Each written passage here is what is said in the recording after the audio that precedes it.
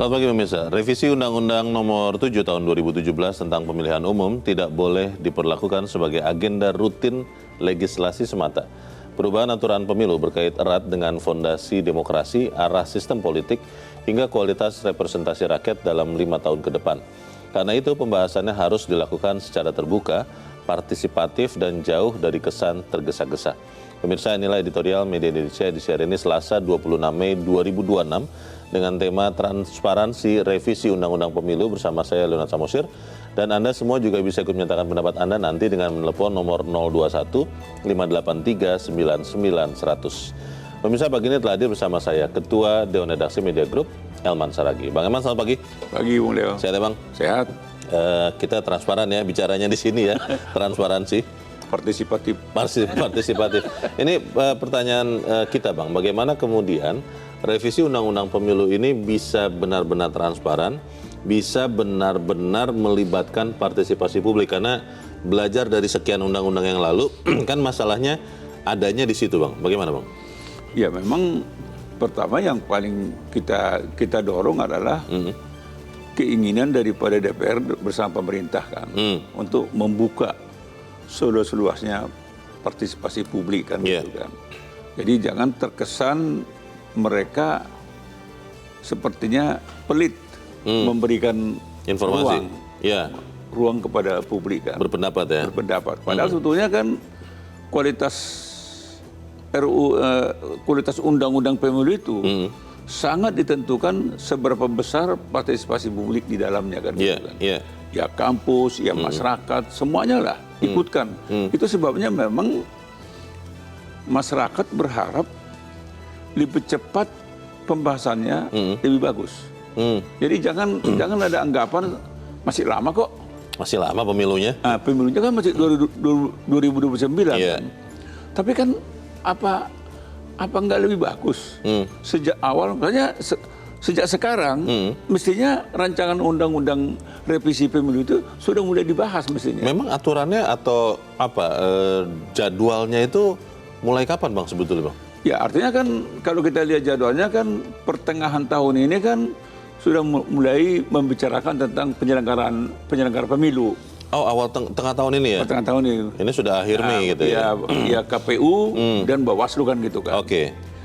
Oleh karena itu memang karena itu sudah dibahas, mestinya Agustus nanti mestinya undang-undang revisi ini sudah jadi kan mestinya. Kan itu apanya kan gitu. Sudah jadi dan kemudian disampaikan kepada masyarakat supaya masyarakat ikut berpendapat juga. Loh, kalau sebetulnya yang harus disampaikan adalah draftnya. Oh, oke. Ada awal. Oke. Draft undang-undang, draft RUU ini kan mestinya kan dimuat dalam di situs DPR. Sehingga terbuka kan gitu kan. Jadi semua masyarakat bisa mengikutinya kan gitu kan. Pasal-pasal yang menyangkut tentang demokrasi itu kan gitu. Kalau ada yang mengatakan sebetulnya, Bang, ya sabarlah, itu pasti akan terpenuhi juga. Kenapa juga harus bicara itu sekarang? Itu bagaimana? Ya kan gini, bukan soal sabar tidak sabar, bukan soal cepat dan tidak cepat kan gitu kan. Ini kan soal bagaimana rancangan undang-undang itu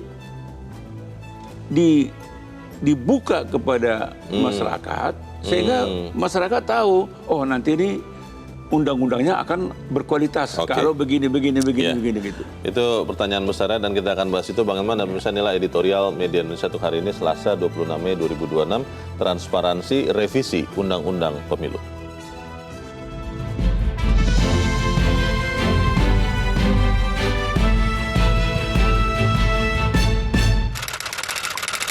Transparansi Revisi Undang-Undang Pemilu.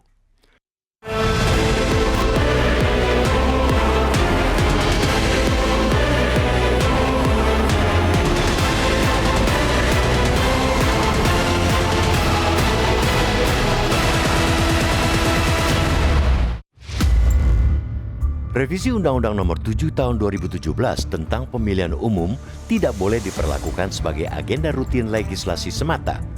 Perubahan aturan pemilu berkait erat dengan fondasi demokrasi, arah sistem politik, hingga kualitas representasi rakyat dalam 5 tahun ke depan. Karena itu, pembahasannya harus dilakukan secara terbuka, partisipatif, dan jauh dari kesan tergesa-gesa. Saat ini, pembahasan revisi Undang-Undang Pemilu memang belum memasuki tahap resmi.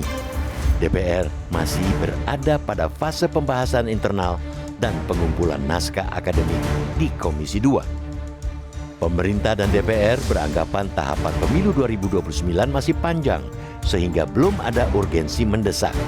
Padahal, justru waktu yang masih cukup panjang itulah yang seharusnya dimanfaatkan betul untuk mengoptimalkan proses pembahasan sekaligus melibatkan sebanyak-banyaknya partisipasi publik.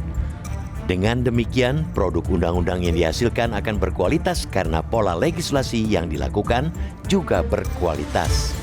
Pengalaman selama ini menunjukkan undang-undang strategis kerap lahir melalui proses yang sempit dan terburu-buru. Akibatnya, tidak hanya membuat publik sulit mengikuti substansi pembahasan, tapi juga memunculkan potensi penyusupan kepentingan kelompok atau kepentingan politik jangka pendek. Pada pasal-pasal pentingnya, revisi Undang-Undang Pemilu tidak boleh mengulang kesalahan yang sama. Ada alasan kuat mengapa revisi ini mendesak. Sejumlah putusan Mahkamah Konstitusi telah mengubah landscape sistem pemilu nasional. Putusan mengenai ambang batas parlemen, ambang batas pencalonan presiden dan wakil presiden, hingga desain keserentakan pemilu nasional dan daerah menuntut penyesuaian regulasi secara menyeluruh. Tanpa revisi yang matang, sistem pemilu akan berjalan dengan dasar hukum yang tidak sinkron. Selain itu, tahapan seleksi penyelenggara pemilu akan dimulai pada pertengahan 2026. Artinya, revisi Undang-Undang Pemilu idealnya sudah rampung paling lambat Agustus 2026 agar tidak mengganggu kesiapan kelembagaan. Keterlambatan hanya akan menciptakan ketidakpastian hukum dan membuka ruang polemik baru menjelang tahapan pemilu. Namun yang paling penting bukan hanya soal cepat atau lambatnya revisi, melainkan bagaimana proses itu dijalankan. DPR dan pemerintah harus membuka ruang partisipasi publik seluas-luasnya. Pembahasan tidak cukup dilakukan di ruang rapat tertutup yang hanya diketahui elit partai politik. Publik berhak mengetahui pasal apa yang diubah, siapa yang mengusulkan, kepentingan apa yang melatar belakangi, dan bagaimana dampaknya terhadap kualitas demokrasi. Isu-isu krusial seperti sistem pemilu terbuka atau tertutup, ambang batas parlemen, sinkronisasi pemilu dan pilkada, hingga mekanisme pencalonan presiden harus dibahas secara mendalam. Semua itu menyangkut hak politik rakyat. Jika pembahasan dilakukan diam-diam dan terburu-buru, wajar bila muncul kecurigaan bahwa aturan sedang disusun untuk menguntungkan kelompok tertentu. Kecurigaan publik tidak boleh dianggap sepele. Demokrasi membutuhkan kepercayaan. Ketika proses penyusunan aturan saja sudah tertutup, maka legitimasi hasilnya akan dipertanyakan sejak awal. Padahal, Undang-Undang Pemilu seharusnya menjadi instrumen untuk memperkuat kejujuran, keadilan, dan kualitas demokrasi, bukan alat memperkokoh dominasi politik segelintir pihak. Revisi Undang-Undang Pemilu juga harus diarahkan untuk memperbaiki praktik demokrasi yang selama ini syarat biaya tinggi dan korupsi politik. Regulasi yang baik harus mampu menekan politik uang, mengurangi transaksi kekuasaan, dan memperkuat akuntabilitas wakil rakyat kepada masyarakat. Jika revisi hanya berkutat pada kepentingan teknis elektoral tanpa menyentuh akar persoalan demokrasi, niscaya perubahan itu akan kehilangan makna. Karena itu, transparansi menjadi syarat utama. Semakin terbuka proses pembahasan, semakin besar peluang lahirnya regulasi yang sehat dan dipercaya publik. Demokrasi tidak hanya diukur dari pelaksanaan pemilu, tetapi juga dari bagaimana aturan pemilu itu disusun.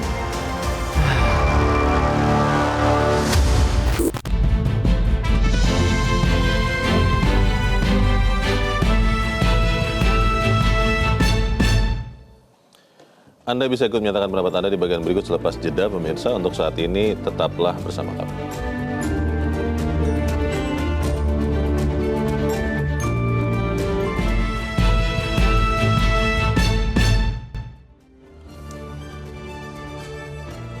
Terima kasih Anda masih bersama kami, dan sekarang kita akan mendengarkan dulu Bang Elman pendapat dari pemirsa Metro TV. Kali ini dari Jambi ada Pak Ramadan. Pak Ramadan, selamat pagi. Selamat pagi Pak Leo dan Pak Herman. Assalamualaikum warahmatullahi wabarakatuh. Waalaikumsalam warahmatullahi wabarakatuh. Bagaimana Pak Ramadan? Silakan Pak, pendapat Anda Pak. Pendapat saya, sepanjang hidup saya belum pernah dengar DPR itu rapat terbuka dengan para pakar pembuat hukum di negeri ini. Maka marilah DPR introspeksi diri agar tidak rusuh. Karena waktu terbatas, saya cepat-cepat saja. Dua, jangan peristiwa Sarekap terjadi lagi pada pemilihan presiden. Yang ketiga, tolonglah buat undang-undang agar calon DPR dan calon pemimpin itu tidak pakai uang. Buatlah undang sekeras-kerasnya, Panwaslu, Baswaslu berfungsi dengan baik. Yang terjadi Pak Elman, anggota DPR itu sendiri yang memberi uang kepada rakyat. Oh pilih saya, ini kartu saya. Ini kan yang membuat undang-undang melanggar undang-undang. Apa negeri kita ini mau diapakan Pak Herman? Dari peristiwa-peristiwa ini, dari kondisi yang kita alami ini, partai DPR itu bukan mewakili rakyat lagi, tapi dia mewakili partainya sendiri. Maka selayaknya lah kita pikir demokrasi kita ini kita tata ulang kembali. Baik. DPR, partai politik supaya menata ulang lagi melihat masa depan negara yang carut-marut seperti ini. Terima kasih Pak Herman, Pak Leo. Assalamualaikum warahmatullahi wabarakatuh. Waalaikumsalam warahmatullahi wabarakatuh. Terima kasih Pak Ramadan di Jambi. Selamat pagi Pak. Dibuat supaya tidak money politics. Bisa nggak itu Bang?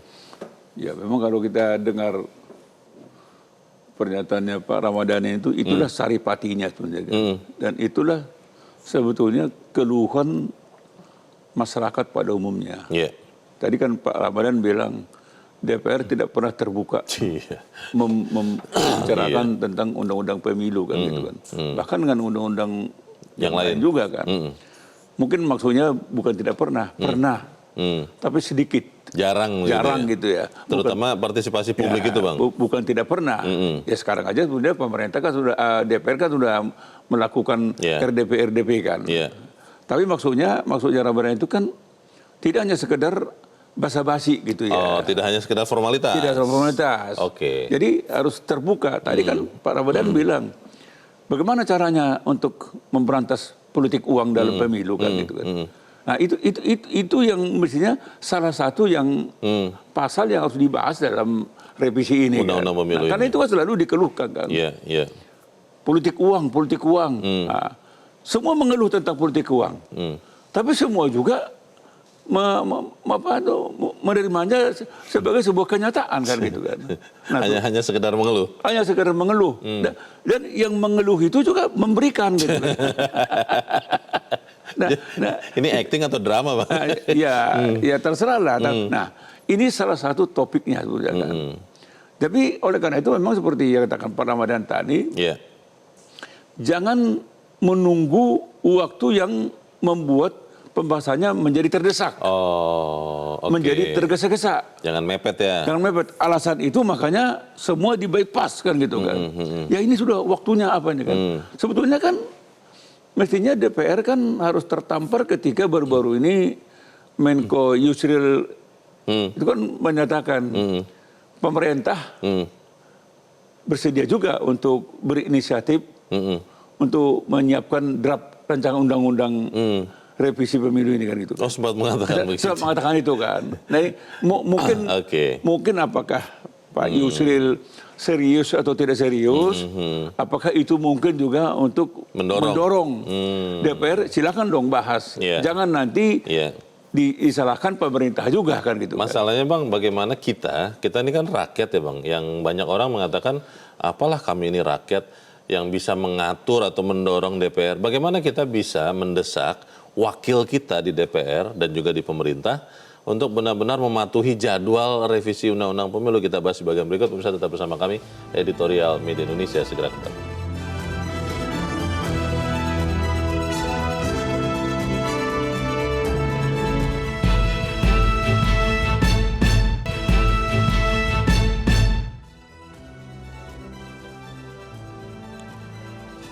Terima kasih Anda masih bersama kami. Kita di bagian akhir diskusi kita pagi ini. Bang Elman kan konon katanya begini Bang, orang Indonesia itu kalau ada satu peristiwa ramai, Tapi tidak lama, 1 pekan kemudian ada peristiwa lain, lupa. Nah, bagaimana kita bisa memintakan wakil kita di DPR, juga pemerintah, untuk kemudian benar-benar menaati, Bang, jadwal untuk merevisi Undang-Undang Pemilu ini? Ya kan mestinya kan pertama kan DPR kan harus coba merenungkan ya pengalaman-pengalaman pahit dari pemilu ke pemilu kan. Bahkan dari pilpres ke pilpres kan. Yeah. Nah ini kan apalagi ini kan materi yang akan dibahas dalam revisi ini kan menyangkut ambang batas parlemen. Terus apa tuh ambang batas pencalonan presiden, wakil presiden. Yeah. Itu aja berat. Betul. Kan gitu kan. Betul. Ada misalnya kan ambang batas parlemen ada yang bilang 0, ada yang bilang sesuai dengan jumlah komisi, ada yang bilang tetap 4%, ada yang bilang 5. Dengan argumentasi masing-masing ya? Dan semua argumentasinya masuk akal gitu kan. Iya, iya. Kan gitu kan. Iya. Demikian juga nanti ambang batas, kalau ambang batas apa tuh pencalonan kan sudah ada 0 kan gitu. Tapi kan perlu diapakan kan gitu kan. Iya. Nah, oleh karena itu memang karena banyak materi-materinya ini, perlu ini betul-betul dibahas dalam waktu yang cukup dan ruang yang betul-betul terbuka kepada publik kan gitu. Karena kalau kita lihat pengalaman pilpres saja misalnya, sampai berdarah-darah kan gitu kan. Nah, jadi hal-hal ini mestinya menjadi dasar pemikiran ke depan harus lebih bagus. Pilpresnya harus lebih bagus. Pileknya harus lebih bagus. Bahkan nanti kan pilkadanya kan itu juga dipisahkan gitu kan. Nah, apakah langsung atau tidak langsung? Iya, itu juga harus benar-benar dipertimbangkan dengan baik. Itu dan argumentasinya sama-sama kuat kan gitu kan. Nah, ini kan tidak boleh dibahas secara mendadak, terburu-buru. Artinya membahasnya seperti seolah-olah akhir pekan selesai. Kan nggak bisa begitu kan. Jadi oleh karena itu kita harapkan DPR gunakanlah waktu yang masih ada ini dan jangan sampai beranggapan masih lama. Kan gitu. Kalau bisa diselesaikan hari ini, ngapain tunggu sampai besok? Jangan mental tarsok ya, Bang. Jangan mental tarsok. Oke, kita percaya apa yang kita sampaikan di sini juga memberikan sumbangan pemikiran bagi wakil rakyat di DPR dan juga pemerintah. Bang Eman, terima kasih sudah di tempat ini, Bang. Selamat pagi. Pemirsa, transparansi adalah syarat utama. Semakin terbuka proses pembahasan, maka semakin besar peluang lahirnya peraturan yang sehat dan dipercaya publik. Demokrasi tidak hanya diukur dari pelaksanaan pemilu, tapi juga dari bagaimana aturan pemilu itu disusun. Saya, Leonard Samosir, berterima kasih Anda sudah menyimak editorial Media Indonesia untuk pagi ini. Terus jaga kesehatan Anda, terus jaga nurani Anda. Selamat pagi, sampai jumpa.